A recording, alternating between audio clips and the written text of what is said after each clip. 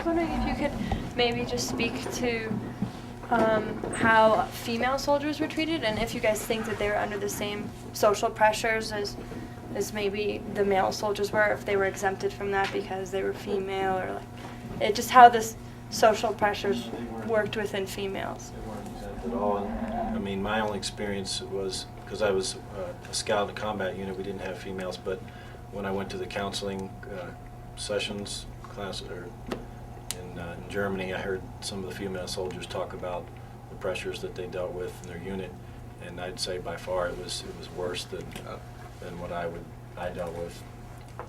These guys were all combat arms, I believe, and didn't have females in their units.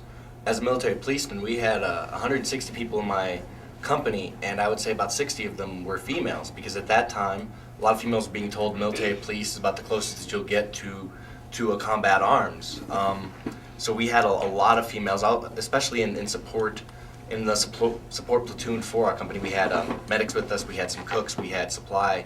A lot of those different types of people were females, and I can say this very much so, that when 60 women are surrounded by 100 men who are away from wives or the culture of bars and women here in the United States, that the pressure for them to give in and mate up with a male or two or three throughout the year is extensive. Women were given their own rooms, and men were placed at the doors of these rooms to guard the women, to keep them safe from the males of our units. We had women who were oftentimes pawned off and treated as meat to tanker units or to scout units or to infantry artillery units. We would have girls go and willingly sleep with some men from other units so we could get water or food or soda, and they'd come back and, look what I got, guys. All I had to do was this to this guy. Women also have the added pressures of, they have the ability to get pregnant. Some women took advantage of that, not all of them, but some of them knowing all I have to do is get pregnant and I can go home. So of those 60, I'd say almost half of them ended up going home before the year was over, because they got pregnant and could be sent out.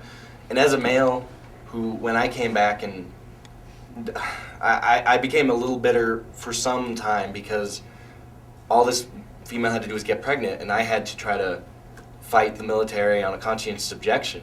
And at that time, my mind, just like a lot of other people's, warped enough to go, man, if I was a girl, all I'd have to do is have a kid and I'd be out of here. But I had to fight and eventually go AWOL and all that. But having met Kelly Doherty, a lot of the leadership in Iraq Veterans Against the War are women. And it's a completely different experience. Just this whole machismo thing that males have to go through, those women have to suffer through that as well. Have to learn to adapt, have to learn to be one of the guys, or you're going to be ostracized or treated or called horrible things. If a guy sleeps with 3 or 4 women soldiers, he's cool. Woman sleeps with one male, she's a slut and she's mistreated and disrespected the entire time. My female lieutenant was sleeping with my male sergeant. She was demoted. He was sent to a different platoon. So you saw a lot of that as well. Yeah, we have some female Iraq Veterans Against the War members here in town. I was trying to get one of them to be on the panel just to help answer these questions, but they're all busy tonight. Hopefully in future events they'll be there to help share those experiences. A quarter of the women in the military experience sexual trauma. A quarter of them. And that's reported. The majority of sexual traumas goes unreported. So it's a very severe situation in the military right now, especially while we're at war and where there's a lot less checks and balances and a lot less dehumanization, that there's problems. A couple years ago, there were some women that died of dehydration. And the reason why they died is because they were afraid to go get water or go to the bathroom in the middle of the night for fear they were going to get raped by their fellow soldiers. So it's a very bad situation. And every time I do truth in recruitings, we go to high schools oftentimes and talk to people, and I ask, how many people are interested in joining the service or think it's a possibility that they might want to.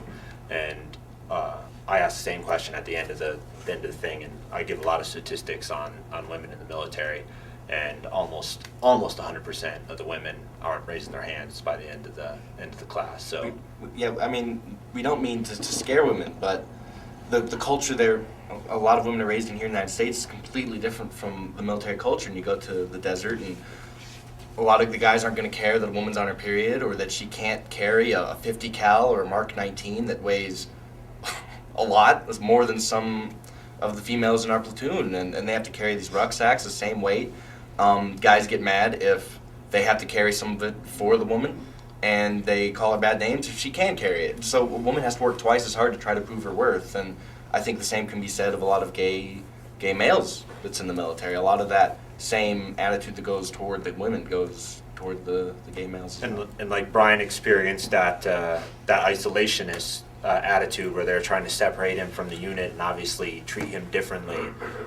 Instead of the women able to band together and sort of organize within themselves to get the rights that they need or get treated better, oftentimes they're split up and they're broken up to where they often compete against each other, and women start falling down onto the low end of the pecking order, and they're the ones that get abused and get hurt, while the other women,